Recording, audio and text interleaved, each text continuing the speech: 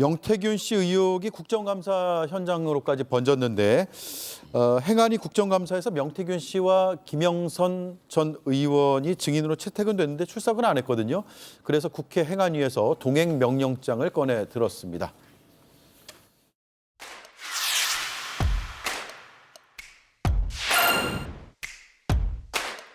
명태균 씨의 진술이 지금 나라를 흔들다시피 하고 있습니다. 오늘 국감에서도 명태균 씨가 제일 중요한 증인입니다. 물어볼 것이 너무 많습니다. 나라를 뒤흔드는 사건의 중심에 있으면서 그 책임을 다하지 않는 모습에 마땅한 조치를 해야 됩니다. 떳떳하다면 오히려 이 자리를 통해 사실을 명명, 백백 밝혀야 합니다. 민주당이 입맛에 맞는 2명만 동행 명령증을 발부하겠다고 합니다. 이재명 대표의 꼭 하명인 것처럼 들리게 지금 발언을 하고 계십니다.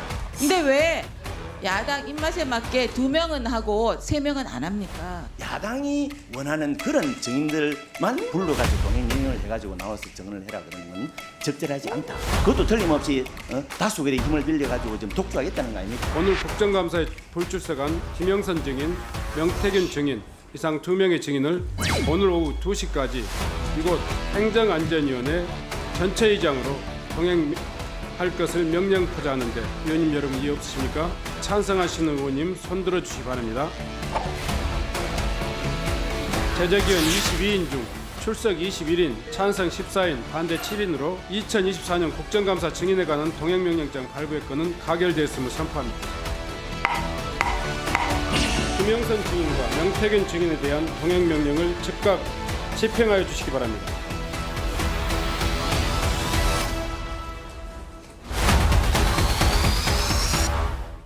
네, 동행 명령장을 들고 갔지만 아직까지는 명태균 씨를 못 만난 것으로 언론 보도가 나오고 있습니다. 명태균 씨가 언론 인터뷰는 계속하는데 국감장을 안 나오는 이유가 있을까요? 지금 별로 아쉬울 게 없잖아요.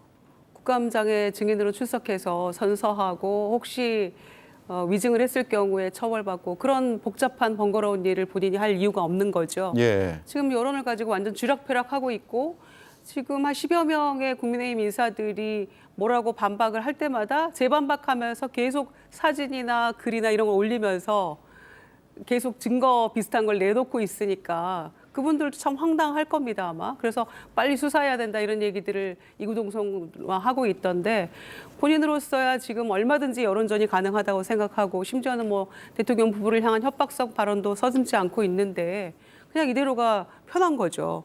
그래서 두고 보겠다는 거고 내가 가진 카드가 더 많다라는 네. 뭐 그런 무언의 압박일 수도 있을 거고요.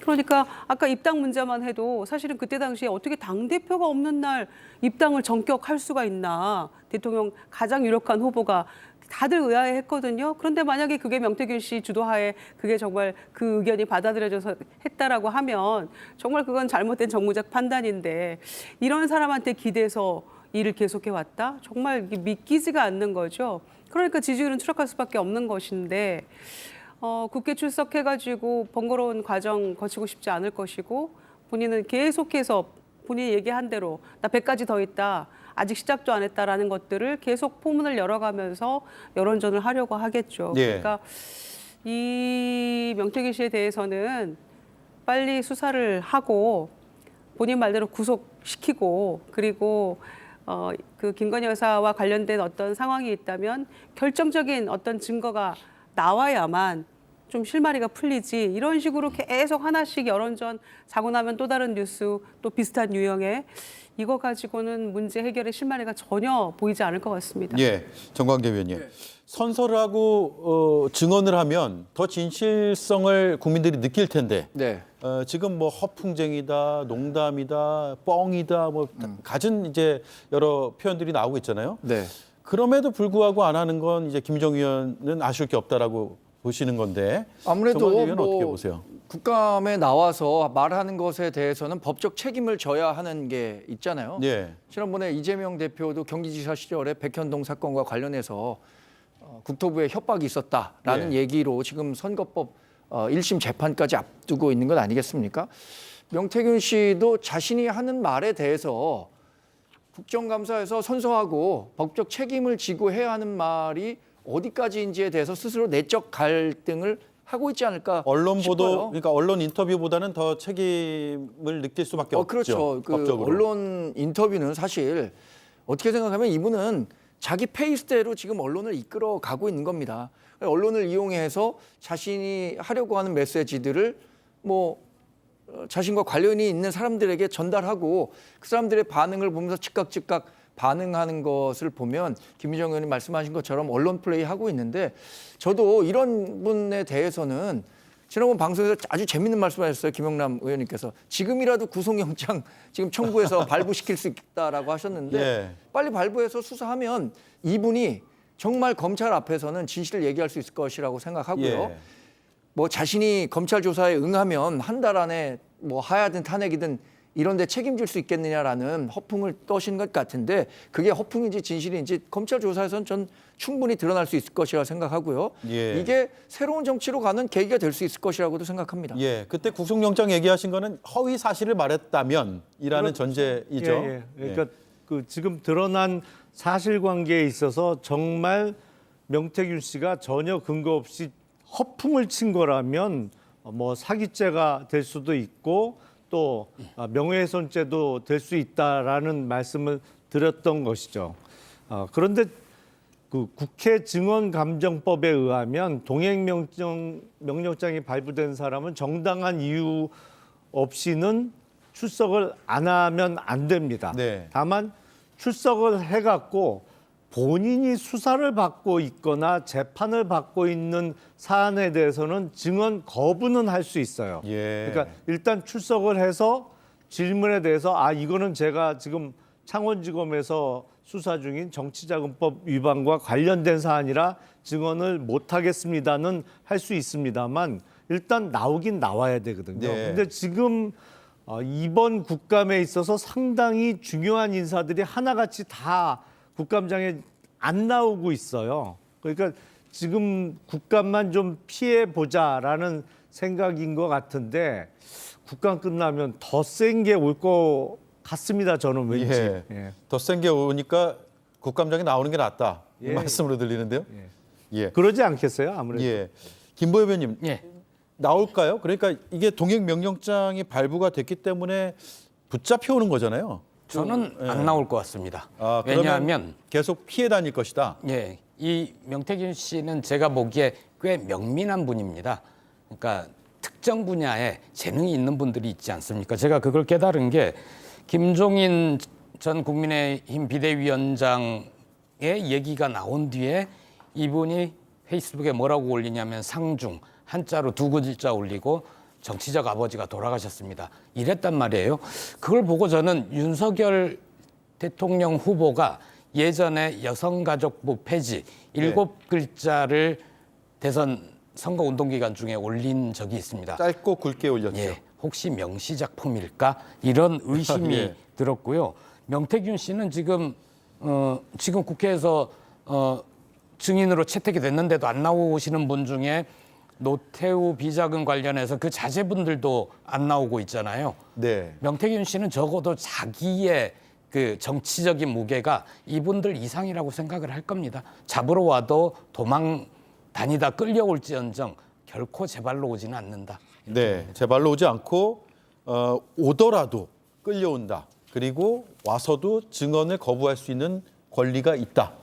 네, 그거는 특정 이제 법률상 그렇죠. 자기에게 불리한 진술을 강요받지 않을 권리가 있기 수사 때문에 등과 관련된 사안에 그렇죠. 대해서 수사나 재판 중인 사안에 대해서는 증언 거부는 할 수 있습니다. 네.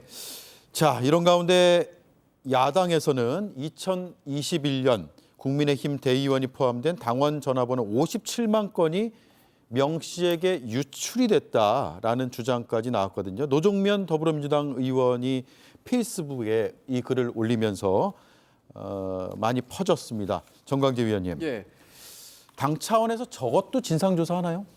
그런데 사실 노종면 의원이 제기한 저 의혹은 글쎄 정치 조금만 해본 사람은 저 의미 없는 번호라는 것을 아실 것 같은데 왜냐하면 이 번호는요 모든 개인 정보가 배제된 안심번호라는 겁니다. 안심번호요. 저도 뭐 후보 경선을 앞두고 이 번호를 받고 해당 기간 동안에는 이 번호를 전화를 해서 얼마든지 공식적인 선거법이 허용하고 있는 사안 안에서는 다양한 선거 운동을 할 수 있도록 기회를 줍니다. 그다음에 그런 선거 운동이 지난 다음에 경선을 하는 거거든요. 지금 뭐 당에서 파악하고 있는 거나 이제 누굽니까? 이준석 전 개혁신당 대표도 당시에 그 당 대표였잖아요. 예. 해당 번호는 안심 번호였고 모든 후보에게 제공됐기 때문에 법률상 어떤 제도적인 문제가 없다라고. 실제 전화번호가 아니라 안심 번호로 실제 번호가 가려져 있으니까 문제 없다. 이게 저 같은 경우는 뭐 00700 그다음에 특정 번호가 나오는데 이것은 모든 경선 후보에게 동일하게 제공되고요. 그때 당시에만 그 번호로 눌렀을 때 해당인에게 연결되지 그 경선 기간이 지난 다음에는 그 번호로 전화를 해도 특정인에게 연결되는 게 아닙니다. 그러니까 네. 이런 방식으로 호도하는 것은 옳지 않다고 생각하고요. 이것과 관련해서는 뭐 전반적으로 이준석 전 개혁신당 대표가 객관적인 사실을 얘기했다고 봅니다. 전혀 네. 문제가 없는데 다만 이것이 그 공식적인 선거운동 범위 내에서 활용이 돼야 되는데 그게 아니라면 문제가 될 수도 있기 때문에 그런 부분들에 대한 조사가 필요하다는 입장을 서범수 사무총장이 제기한 걸로 알고 있습니다. 안심 번호면 문제 없다. 맞나요? 문제 없다는 것은 개인의 신상이 다 뭐 노출된 건 아니기 때문에 그건 문제 없다라는 걸 스스로 해석은 할 수 있겠어요. 그러나 심각한 문제죠. 왜냐하면은 정치 브로커라면서요. 이렇게 문제 많은 인물에게 57만여 명의 거의 당원 명부가 그대로 넘어갔다는 거. 아무리 안심번호지만 예. 얼마든지 불법 여론조사를 돌릴 수 있는 가능성을 열어준 거 아닙니까? 그러니까 어느 캠프에서 모든 후보 캠프에 공이 주는 건 맞아요. 그리고 그걸 가지고 선거운동도 하죠. 그런데 만약에 그 시기를 보니까 2021년 10월 9일부터 11월 4일까지 여론조사를 했어요. 그런데 후보 결정이 언제 됩니까? 11월 5일 날 돼요. 네. 그런데 이 시기에 여론조사를 돌렸는데 어느 후보가 의뢰한 여론조사가 아니고 이 미래학 연구소라는 데서 자체 조사를 했다는 거 아닙니까? 그러면은 자체 조사한 걸 가지고 어느 특정 후보가 이득을 받고 이 보고를 받고 했다라고 하면 그거는 정치자금법 위반이에요. 네. 완벽한 법 위반이거든요. 그리고 또 의뢰를 했다면 신고를 하게 되어 있는 의무가 있잖아요. 그랬는데 그것도 지금 흔적이 없고 그래서 뭔가 소위 윤석열 후보 측에서 만약에 이게 노출이 됐다면 대세론이라는 것이 후보 결정 하는데 어떤 영향을 미쳤다면 이것도 심각한 문제거든요. 네. 그러니까 본인들은 브로커라고 계속 이 명태균 씨에 대해서 폄하하면서 이런 57만 명 당원 명부가 나간 거는 뭐 이거는 무슨 크게 문제가 있겠어? 조사해 보면 되지.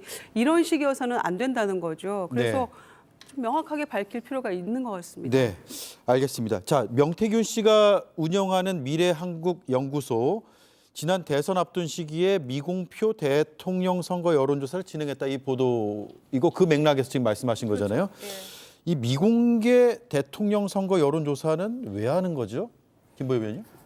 그거는 추세를 알기 위해서요? 특정 후보의 유불리 어디를 공략해야 되는지 그걸 알 수 있는 거 아니겠습니까? 예. 어느 지역의 어느 당원들에서 내가 지지를 많이 받고 어디에서 좀 약하다. 이쪽을 더 공략을 해야 된다. 선거운동을 하는 데 있어서 이런 정보를 가지고 있으면 대단히 유리할 수 있습니다.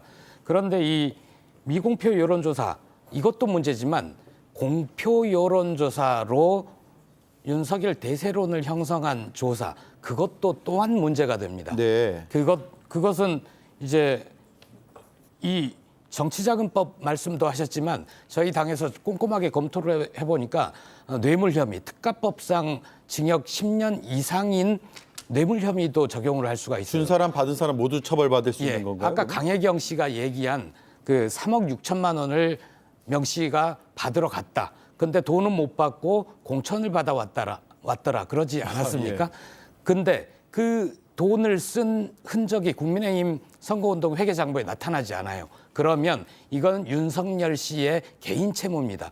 그 개인 채무를 명 씨가 그거 됐습니다. 안 받을게요. 하면 이거는 뇌물이 되는 거죠. 뇌물이 될 수 있습니다. 그래서 이 부분도 꼼꼼하게 조사를 해야 된다고 봅니다. 네. 물론 강혜경 씨의 그 3억 6천만 원 영수증의 여론조사와 이 여론조사는 다른 겁니다. 네. 당원 명부가 유출된 건 다르지만 그래도 그 두 개 다를 들여다봐야 될 필요성은 분명히 있는 그렇죠. 거죠. 네. 자, 김영남 의원님 마지막 질문인데요.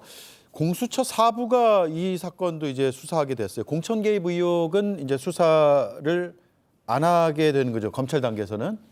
예. 그리고 명태균 씨의 여론조사 의혹도 있는데 어쨌든 검찰에서와는 별개로 공수처 수사사부에서는 이걸 다 하겠다는 거 아니겠어요? 그러면 가능할까요? 지금 수사사부가 사건이 너무 많잖아요. 일단 그 검찰에서 창원지검에서 그 선거법 위반 부분에 대해서는 오늘 내사 종결을 하겠다고 발표를 했어요. 그게 그리고 공천 개입 의혹인 거죠.